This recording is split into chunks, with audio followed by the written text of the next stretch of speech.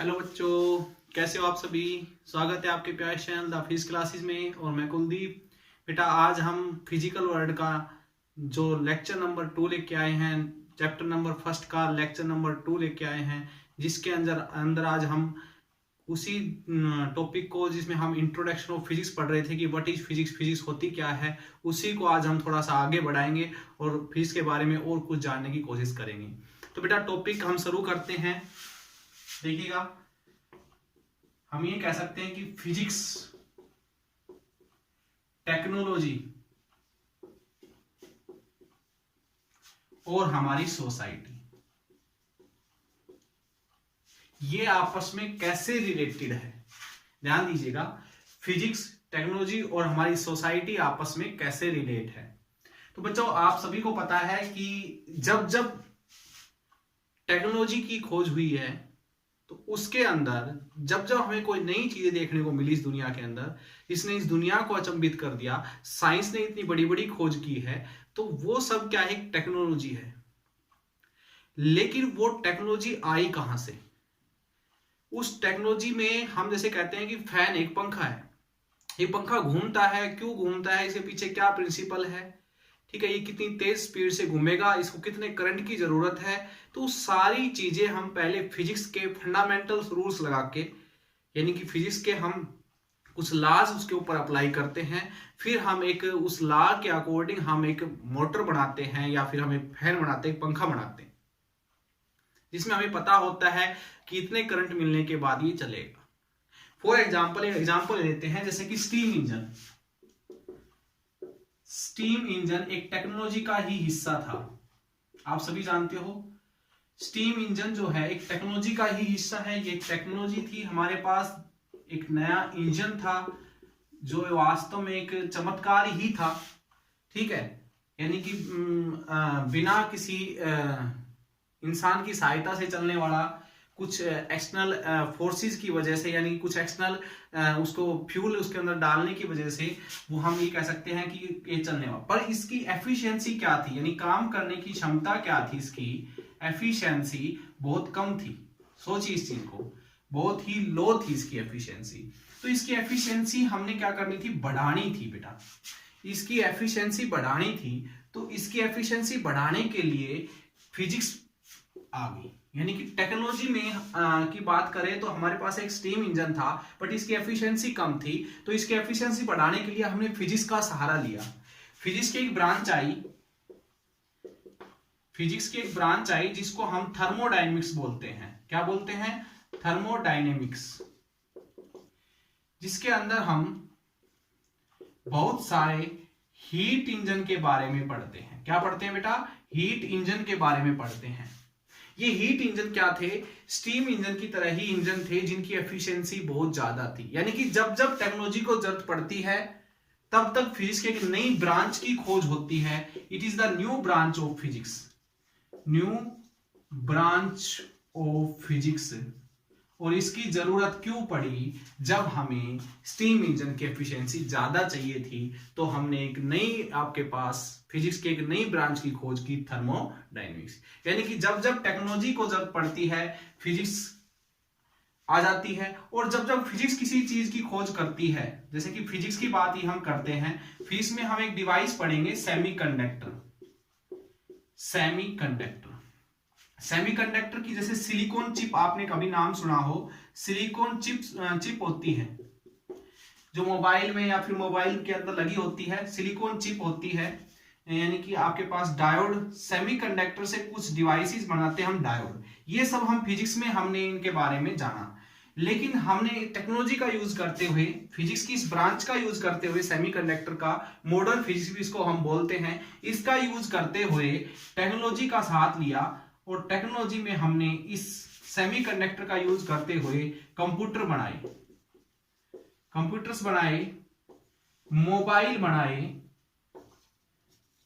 Laptop बनाए, LED बनाई।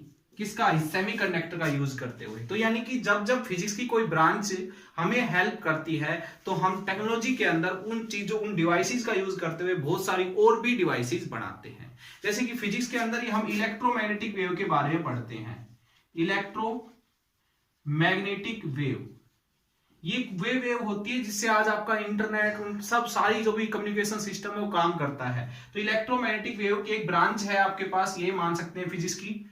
जिसके बाद हमने किसको जानने का मौका मिला, हमने टेक्नोलॉजी का साथ लिया और कम्युनिकेशन सिस्टम हमने बनाया। ठीक है, कब, जब इलेक्ट्रोमैग्नेटिक वेव के बारे में फिजिक्स में हमने पढ़ा। ठीक है बेटा, तो ये कह सकते हो कि जब जब टेक्नोलॉजी को फिजिक्स की जरूरत पड़ेगी तो फिजिक्स की एक नई ब्रांच की आपके पास शुरुआत होगी, और जब जब फिजिक्स में कोई चीज हम चीज पढ़ेंगे तो उसका यूज करते हुए हम बहुत सारी टेक्नोलॉजी का जो चीजें है वो बना सकते हैं। तो ये है हमारे पास फिजिक्स, टेक्नोलॉजी और सोसाइटी के बीच में आपस की रिलेशन। देखिए बेटा, हम आज इसको ही लेक्चर को, तो इंट्रोडक्शन तो हमारा बस यही था कि फिजिक्स क्या है ये हमने पढ़ा। अब फिजिक्स की एक्चुअल में फिजिक्स किन चीजों पर बेस्ड है, पूरी फिजिक्स 11-12 ही किन चीजों पर बेस्ड है। देखिए बेटा, इस दुनिया को चलाने के लिए सबसे इंपॉर्टेंट चीज है फोर्स, या फिर कह सकते हो, मैंने कहा था, स्टीफन हॉकिंग ने कहा था कि मैं एक ऐसी चीज की खोज करूंगा, या मैं एक ऐसे फॉर्मूले की खोज करूंगा, या मैं एक ऐसे लॉ की खोज करूंगा, एक ऐसे लॉ की डिस्कवरी करूंगा जिससे बहुत सारी चीजों को निकाला जा सकता हो, जिसका यूज करते हुए बहुत सारे फॉर्मूले जनरेट किए जा सकते हो जिसका यूज करते हुए। तो ऐसे ही 4 फंडामेंटल हमारे पास फोर्सेज है, जिन फोर्स को पढ़ने के बाद हम बहुत सारी फिजिक्स की ब्रांचेस के बारे में जान पाए। ठीक है, तो फंडामेंटल फोर्सेज कौन कौन से हैं उनके बारे में हम स्टडी करेंगे। देखिएगा, 4 फंडामेंटल फोर्स, थोड़ा समझने की कोशिश करना बेटा, बड़े इजी है। 4 फंडामेंटल फोर्स कौन कौन से हैं? Fundamental forces, 4 fundamental forces. देखिएगा बेटा, 4 फंडामेंटल फोर्स कौन कौन से हैं? पहला है ग्रेविटेशनल फोर्स। दूसरा है इलेक्ट्रोमैग्नेटिज्म फोर्स, इलेक्ट्रोस्टैटिक्स भी इसको बोल सकते हैं, इलेक्ट्रोस्टैटिक्स, इलेक्ट्रोमैग्नेटिक फोर्स। ओके, तीसरा फोर्स है स्ट्रॉन्ग न्यूक्लियर फोर्स। एक काम करते, इसको यहां लिख लेते हैं, स्ट्रॉन्ग न्यूक्लियर फोर्स। और लास्ट है वीक न्यूक्लियर फोर्स। तो बेटा ये 4 फोर्सेस, सबसे पहले बात कर लेते हैं हम ग्रेविटेशनल फोर्स क्या है। ग्रेविटेशनल फोर्स के बारे में हम बहुत सारी क्लासेस में बेटा पढ़ चुके हैं। इस यूनिवर्स में न्यूटन ने ग्रेविटेशनल फोर्स के बारे में बताया था।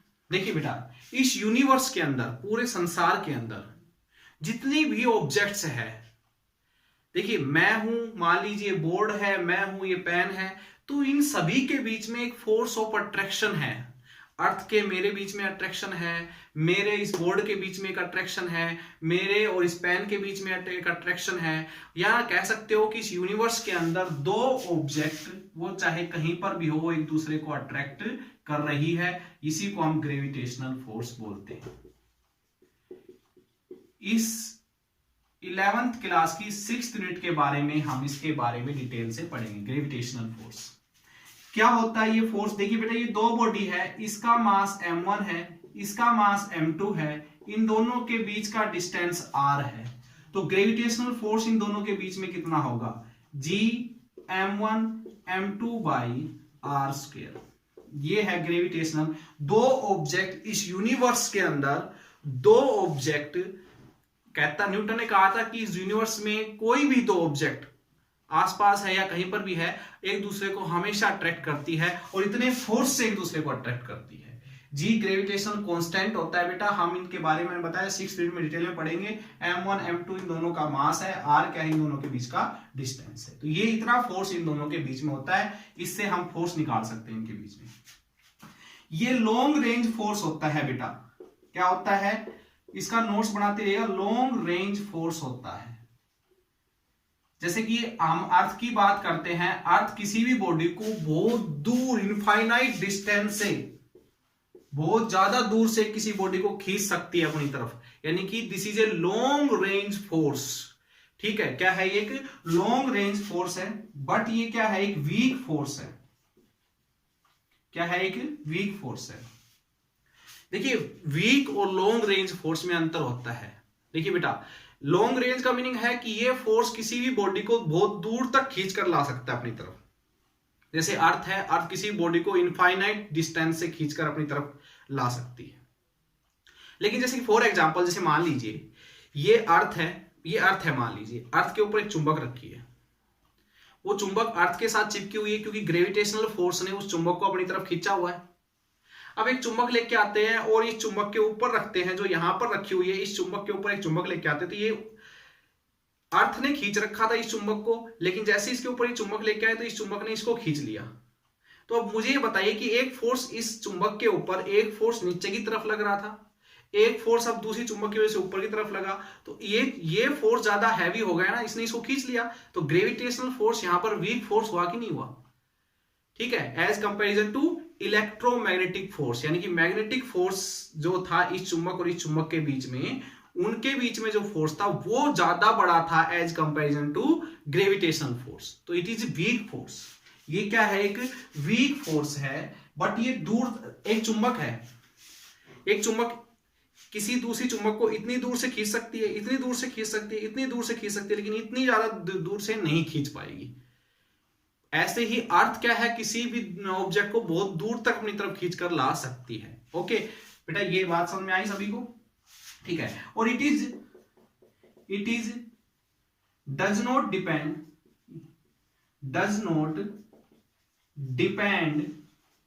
ऑन मीडियम, यानी कि मीडियम के ऊपर डिपेंड बेटा नहीं करता। यानी कि मैं कहूं कि अर्थ के और मेरे बीच में अगर कोई हवा या पानी भी आ जाए तो ग्रेविटेशनल फोर्स पे कितना कोई फर्क नहीं पड़ेगा। अर्थ को जितने फोर्स से मुझे खींचना है उतने फोर्स से ही खींचे, किसी मीडियम का कोई फर्क नहीं पड़ने वाला। इलेक्ट्रोमैग्नेटिक फोर्स, जैसे कि मान लीजिए पॉजिटिव चार्ज दूसरे पॉजिटिव चार्ज को रिपेल करता है, नेगेटिव चार्ज दूसरे नेगेटिव चार्ज को रिपेल करता है, एक पॉजिटिव चार्ज दूसरे नेगेटिव चार्ज को क्या करता है बेटा, अट्रैक्ट करता है। ये ग्रेविटेशनल फोर्स सिर्फ अट्रैक्टिव फोर्स होता है, ये रिपल्सिव और अट्रैक्टिव दोनों टाइप का फोर्स हो सकता है बेटा। इसका फॉर्मूला होता है, जैसे मान लीजिए दो पार्टिकल है, एक पॉजिटिव है एक नेगेटिव है या कैसा भी है, इसके ऊपर चार्ज Q1 है, इसके ऊपर चार्ज Q2 है, इन दोनों के बीच का डिस्टेंस R है, तो इन दोनों के बीच में फोर्स होगा K Q1 Q2 by R square. Coulomb's ने इस फोर्स के बारे में बताया था, दो चार्ज के बीच में Q1 Q2 के बीच में इतना फोर्स होता है बेटा, इस फॉर्मूले से निकाल सकते हो। K क्या है यहाँ पर, इलेक्ट्रोस्टैटिक्स कांस्टेंट है। ओके अच्छा जी, फिर दूसरी चीज, ये भी क्या होता है, ये भी एक लॉन्ग रेंज फोर्स होता है, लॉन्ग रेंज फोर्स होता है। देखिए चार्ज पार्टिकल बेटा आप लोगों को नहीं दिखाई देते, ठीक है, चार्ज पार्टिकल बहुत ही छोटे होते हैं।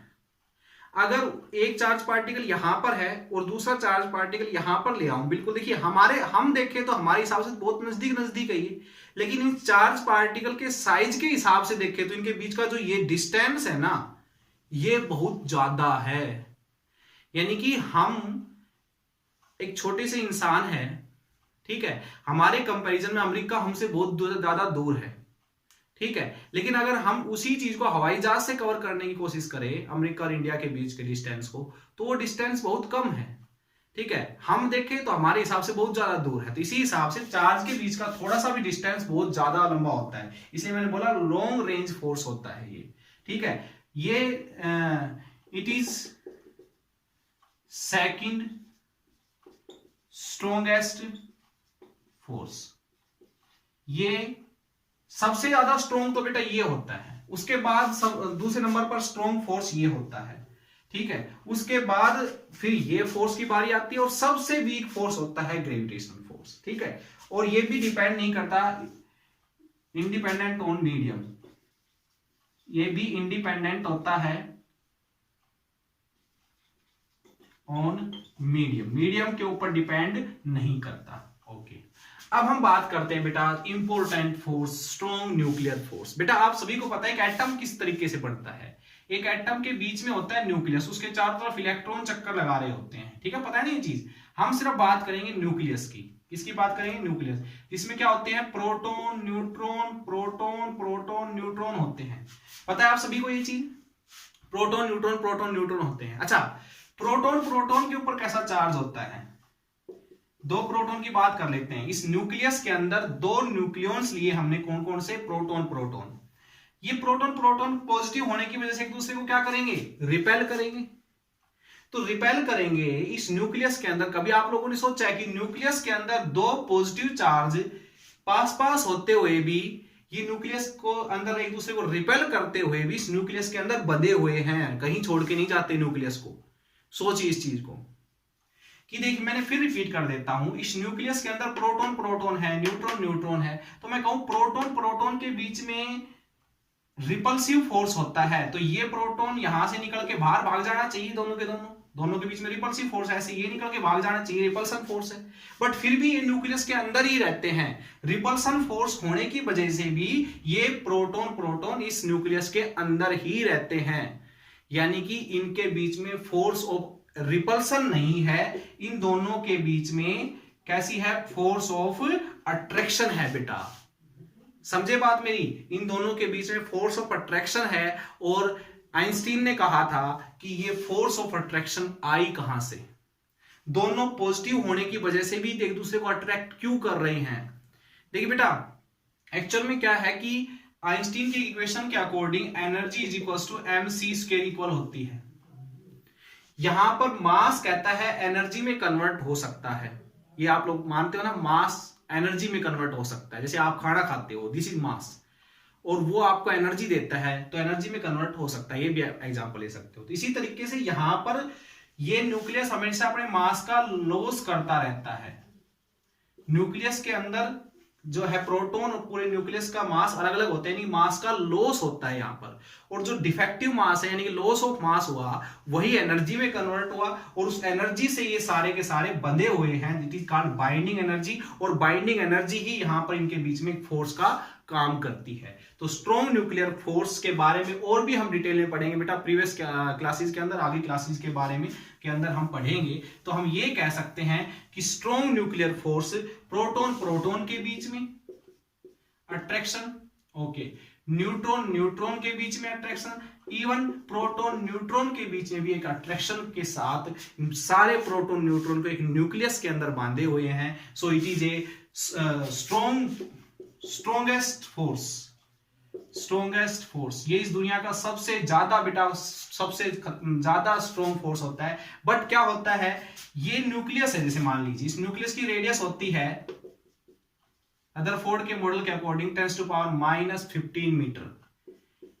कहता है ये प्रोटॉन है, अगर ये दूसरे प्रोटॉन को खींच रहा था, अगर ये प्रोटॉन इससे बाहर होता न्यूक्लियस से, तो वो उसको नहीं खींच पाता। यानी कि ये फोर्स दो प्रोटॉन के बीच में सिर्फ शॉर्ट रेंज फोर्स होता है। शॉर्ट रेंज फोर्स, यानी कि एक प्रोटॉन दूसरे प्रोटॉन को सिर्फ इतने मीटर तक ही खींच सकता है, 10⁻⁻15, बहुत कम डिस्टेंस तक ही खींच सकता है। बहुत ज्यादा जबरदस्त ताकत के साथ खींचता है, लेकिन उसकी रेंज बहुत कम होती है, इतनी रेंज होती है। ओके बेटा, अच्छा अब हम बात करते हैं वीक न्यूक्लियर फोर्स की। ये बड़ा ही कॉम्प्लिकेटेड फोर्स है बेटा, ज्यादा हम डिटेल में नहीं पढ़ेंगे इसके बारे में। इवन जब आप फिजिक्स अब हायर क्लासेस में पढ़ोगे तो इसके बारे में जानने का मौका मिलेगा। ये क्या है? वीकेस्ट फोर्स है। ये भी शॉर्ट रेंज फोर्स है। शॉर्ट रेंज फोर्स है, ये भी 10⁻⁻15 मीटर तक होता है। ये जो फोर्स है ये रेडियो एक्टिव एमिशन से के अंदर प्रोड्यूस होता है। रेडियो एक्टिव एमिशन के अंदर आपको शायद ये चीज बेटा समझ में नहीं आएगी, आपको थोड़ी बहुत समझ में आएगी जब आप +2 के 8th 9th यूनिट के बारे में पढ़ोगे। ठीक है, तो कोई बात नहीं, आप सिर्फ इसको याद रखिएगा। ठीक है, ये किसके बीच में होता है? न्यूट्रिनो और एंटी न्यूट्रिनो। अब आप सोच रहे होंगे सर ये न्यूट्रिनो एंटी न्यूट्रिनो क्या होते हैं? तो फॉर एग्जांपल इलेक्ट्रॉन का नाम तो आपने सुना ही होगा। इलेक्ट्रॉन भी अपनी जगह पर घूमते रहते हैं, स्पिन। तो ये मान सकते हो जब इलेक्ट्रॉन स्पिन करते हैं ना, तो उनके स्पिन की वजह से ये फोर्स प्रोड्यूस होता है। ठीक है बेटा, तो कोई बात नहीं, आपको ये चीज ज्यादा डिटेल में नहीं पढ़नी है। आई थिंक ये चीज आपको समझ में आ गई होगी। और बेटा ये सारे फोर्सेज ये 11th क्लास में पढ़ेंगे, ये 12th क्लास में पढ़ेंगे, ये भी 12th क्लास में पढ़ेंगे, और ये भी हम 12th क्लास में थोड़ा बहुत इसके बारे में पढ़ेंगे। Okay, thank you, all the best. I think आपको ये चारों फोर्सेज समझ में आए होंगे और आप इनको पढ़िए। ओके।